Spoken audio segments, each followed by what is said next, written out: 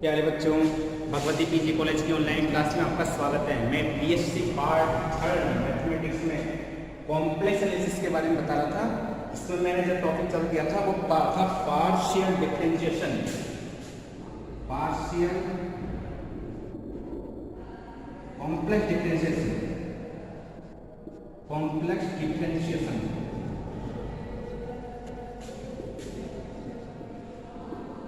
सम्मिश्र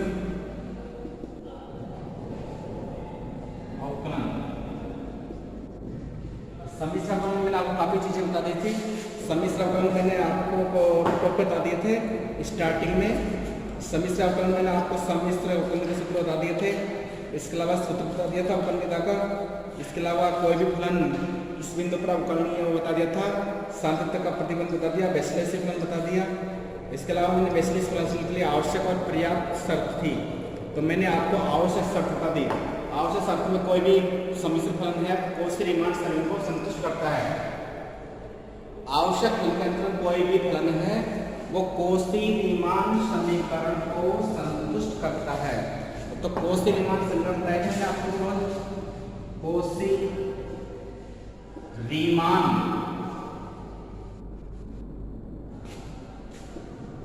equation,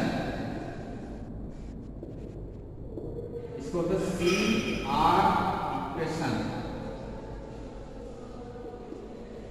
C तो ये R ये इक्वेशन। तो CR समीकरण बता दी थी।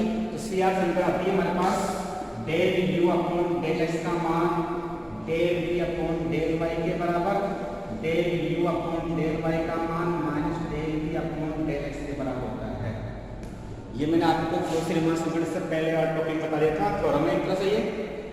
तो आज मैं आपको कोशी रीमान समीकरण के में उसकी पर्याप्त बताऊंगा। एक फलन ओमेगा इक्वल टू जो होता है वो f होता है, omega equal to f z equal to होता है x plus iota y। Omega equal to होता है f z equal to u plus iota b। Omega equal to f z, इसको अपन x y लिखते हैं u x y plus iota b x y, क्योंकि u x y भी तो u भी x y के फलन है, इस प्रकार लिखते हैं। तो यहाँ पे फलन omega equal to f z बराबर u x y plus iota b x y के किसी प्रांत d में विश्लेषी होने के लिए पर्याप्त प्रतिबंध, पहले आवश्यक शर्त है पर्याप्त प्रतिबंध का।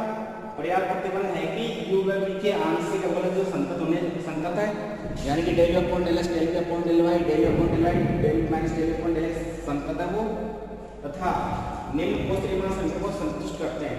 ये कोशी रीमान समीकरण को संतुष्ट करने चाहिए, इसको सिद्ध करना आपको। तो कैसे सिद्ध करोगे इसको? इसको सिद्ध करने के लिए आपको ये एक तरह से पहले वाली प्रमेय थी उसको उल्टा चलेंगे हम, या पर्याप्त में उसको उल्टा चलते हैं हम। आवश्यक में ऊपर से नीचे, पर्याप्त में नीचे से ऊपर। तो u v के आंशिक और संतत निम्न कोशी रीमान समीकरण संतुष्ट करते हैं। u व v के आंशिक अवकलज संतत है, आंशिक अवकलज संतत है, तथा निम्न कोशी रीमान समीकरण संतुष्ट करते हैं। निम्न कोशी रीमान समीकरण संतुष्ट करते हैं।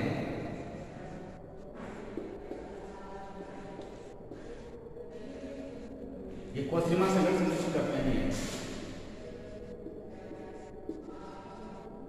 इसके बाद अपन निकालेंगे f डेल u का मान क्या होगा।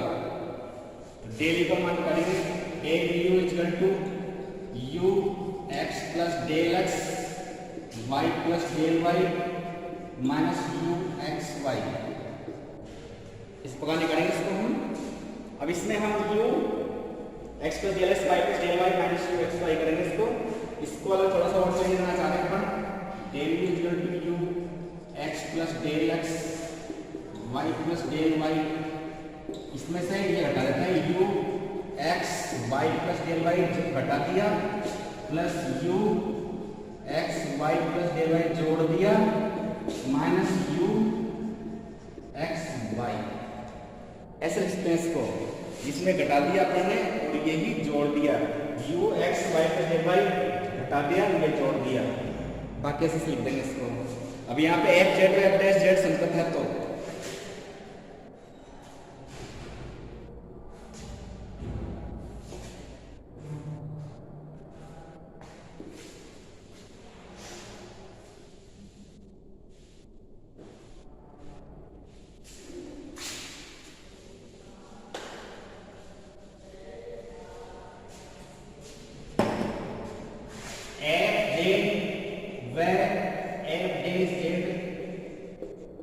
संतत है तो यहाँ पे एफ जेड और एफ डैश जेड दोनों संतत है, तो इसके लिए संतत की परिभाषा का उपयोग करेंगे। एफ डैश जेड का सूत्र निकालेंगे हम। एफ डैश जेड का सूत्र F Z plus del Z minus F Z बराबर F dash Z del Z plus epsilon del Z. Epsilon बस ठीक है, एप्सिलॉन डेल जेड, जहां del Z tends to 0, epsilon tends to 0। ये F del z का सूत्र ये होता है जिसका उपयोग किया गया f Z plus del Z minus F z बटा डेल जेड, इसके इस्तेमाल किया गया है, तो ये लिख दिया गया है, इसी का उपयोग किया गया है इसमें।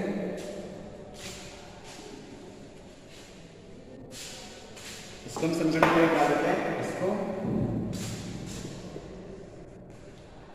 इसके बाद में del you upon del X और del you upon del Y संतत है। Del you upon del X व del you upon del Y संतत है। Del you upon del X और del you upon del Y संतत है यहाँ पे। तो U x plus del x का मान यू इस पर लिया लेंगे ये वाला, इसके साथ में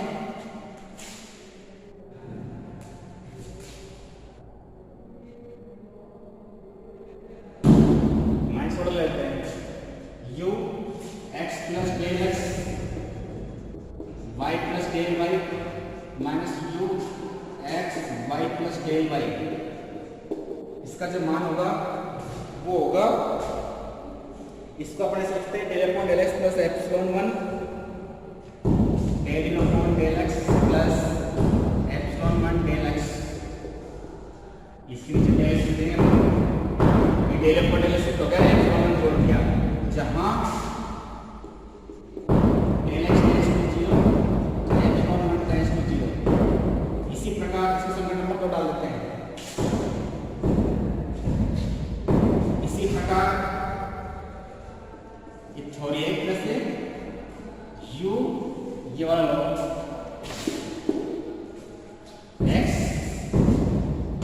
Y plus del Y minus you x Y बराबर del upon del Y plus beta 1 epsilon del Y जाएगा। समीकरण number 3 del upon del Y जाएगा प्लस बीटा 1 आ जाएगा, डेल वाई आ जाएगा। यहाँ पे भी epsilon 1 tends to 0, beta 1 tends to 0।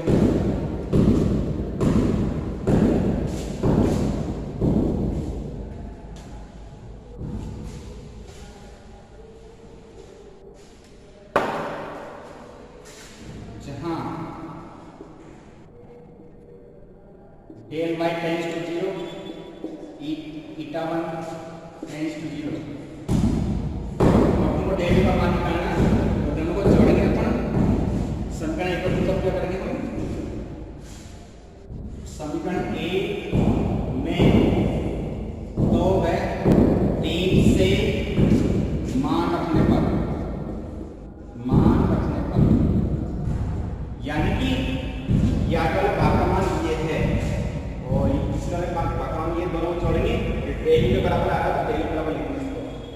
Del u बराबर आएगा del you upon del x plus beta 1 del x del you upon del Y plus beta 1 del Y. इसका गुणा करते हैं, डेल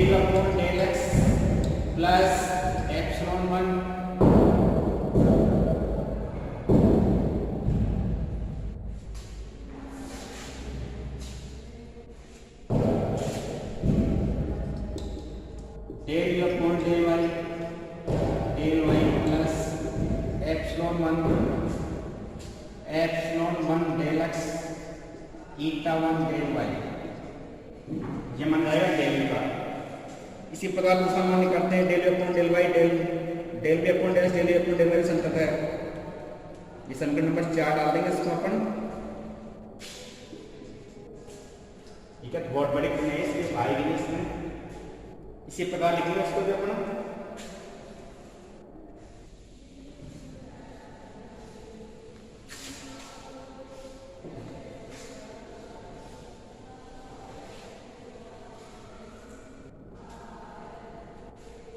इसी प्रकार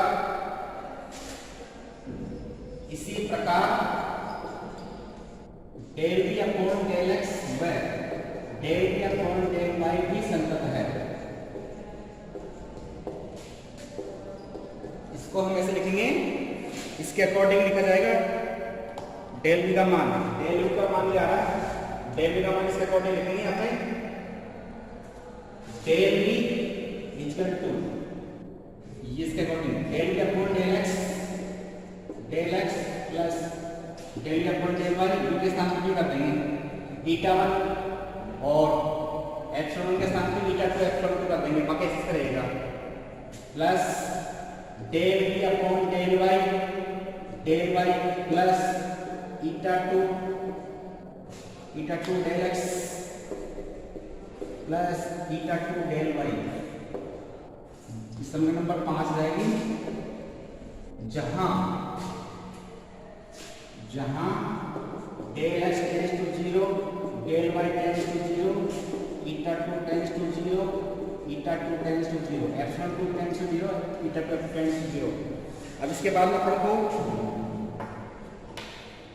डेल डब्ल्यू का मान निकालना है।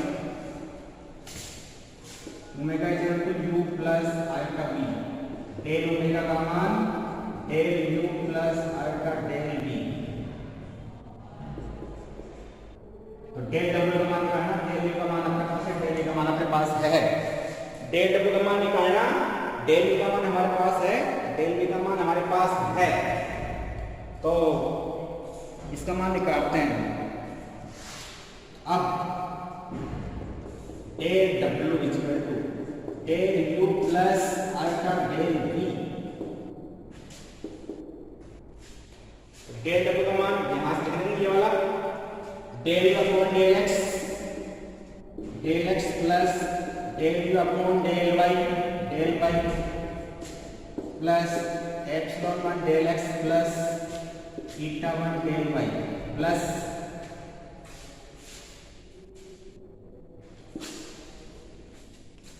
डेल बी का मान लिखेंगे आयोटा से होगा नहीं, तो iota del B upon del x plus iota del B upon del Y plus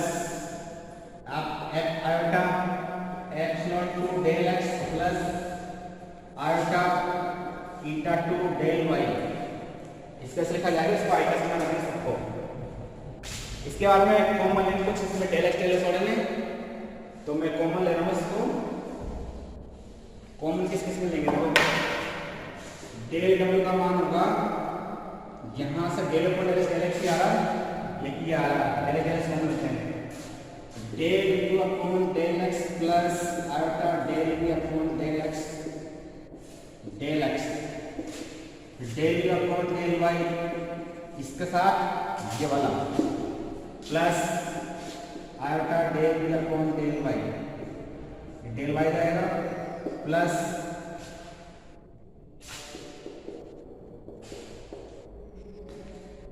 इसके बाद में ईटा 1 कॉमन लेंगे, eta 1 plus iota eta 2 del x plus ये एप्सिलॉन में लिया, ईटा 1 लेंगे eta 1 plus iota eta 2 del y. इस प्रकार ये हो जाएगा, जहां हमारे पास अब इसका मान ये मानिए epsilon 1 plus iota epsilon 2 tends equal to epsilon रहेगा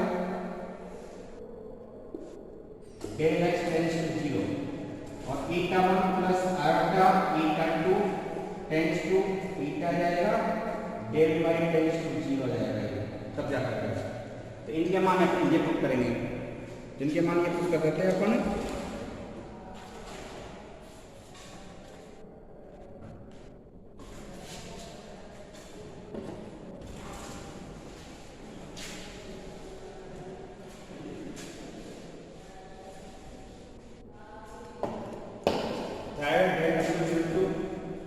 आता है ये समीकरण से आ जाएगी, समीकरण 6 से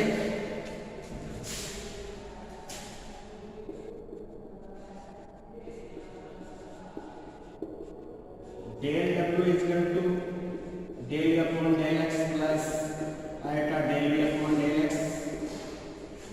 x plus del upon del Y plus iota del B upon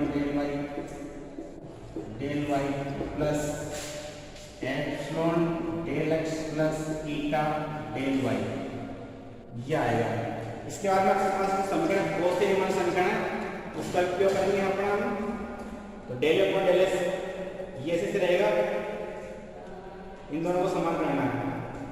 इन दोनों को समान करने के लिए अपन को कॉस से रीमान समीकरण का उपयोग करेंगे अपन। डेल अपॉन डेल वाई का मान minus del by del x होता है,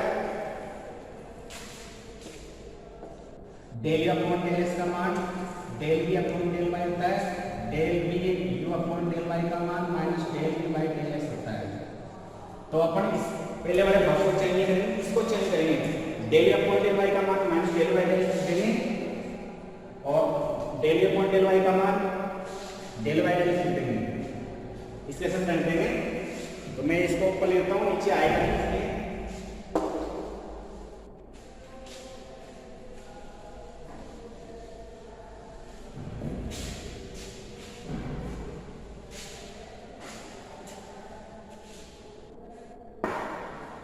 del W equal to del upon del x plus iota del B upon del x plus del upon del Y का मान minus del by del X है, minus del B by del x plus iota del upon del Y का मान del Y del X है, del Y plus epsilon del x plus eta del Y, ये लिख देंगे। अभी भी ये दोनों बराबर नहीं हुए, इन दोनों को बराबर करना है आपको। इन दोनों को बराबर करने के लिए हम देखो यहाँ पे माइनस का चिन्ह आ रहा है, वहाँ पे आई टेस्ट मान देंगे अपना, क्योंकि आई टेस्ट का मान माइनस वन हो जाता है। आई टेस्ट का मान -1 और इसमें आयोटा हम ले लेंगे, ये आएगा del upon del x plus iota del B by del x plus इसको ले देंगे iota square del B by del x plus iota del B upon del x del Y plus epsilon del x eta del y. इसमें iota हम लिखते हैं del you upon del x plus iota del B upon del x plus iota का हम ले लेना, इसको आगे ले देंगे del you upon del x plus iota del B upon del x del Y plus eta del x plus epsilon del x plus eta del Y, ये लिख देंगे इसको। इसके बाद में दोनों में से कॉमन लेंगे, दोनों समान हो चुके हैं। इसमें कॉमन आएगा del you upon del x plus iota del B upon del x, ये कॉमन आ गया, ये बच गया del x plus iota del Y plus epsilon del x plus eta del y, ऐसे लिखा जाएगा इसको। इसके बाद में अपने इसमें del x plus iota del y है, इसको चेंज करेंगे अपन।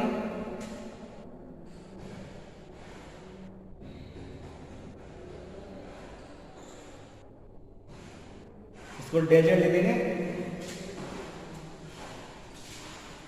जेड इक्वल टू होता है z equal to x plus iota Y.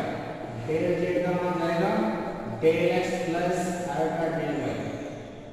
इसका मान लेंगे इसका, तो del you upon del x plus iota del B by del x del Z plus x not del x plus eta del Y.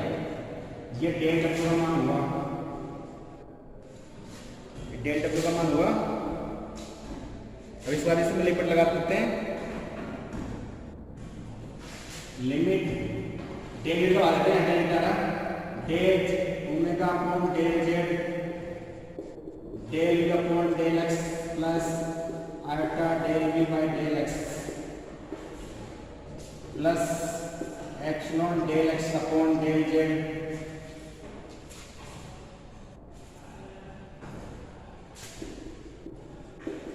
Eta del y upon del z. इसमें limit लगा देते हैं,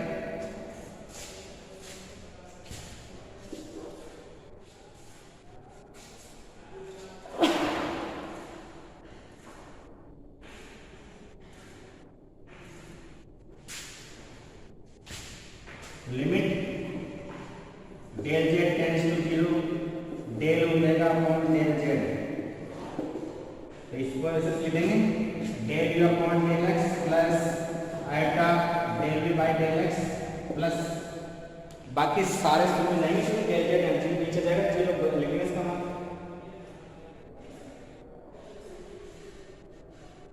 दोनों 0 जाएंगे।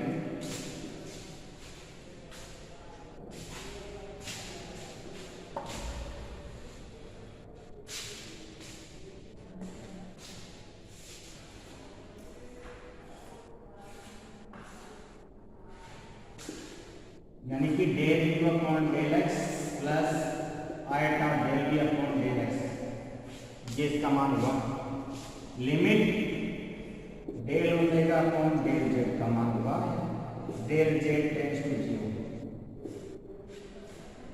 तो जो अधिकतर रूप से विद्यमान है एफ जेड के डी में विश्लेषिक फलन है।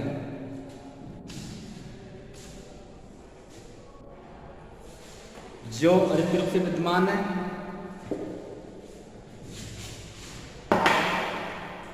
जो अद्वितीय रूप से विद्यमान है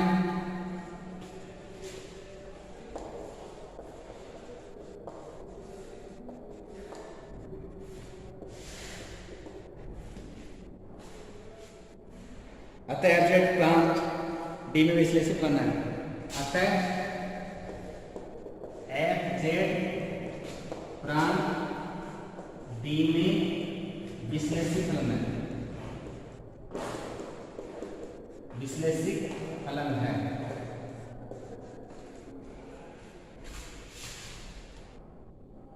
तो अतः दिया गया प्रतिबंध पर्याप्त है। अतः दिया गया प्रतिबंध पर्याप्त है। इस प्रकार ये प्रमेय सिद्ध होती है और दिए गए प्रतिबंध पर्याप्त है। इसके बाद में मैं आपको अगले टॉपिक में कोस रीमान समीकरण का ध्रुवीय रूप बताऊंगा, जो अगले वीडियो में बताऊंगा। आज के समय नहीं, आप हमारे वीडियो को लाइक करें, शेयर करें, घंटी जरूर दबाएं। धन्यवाद।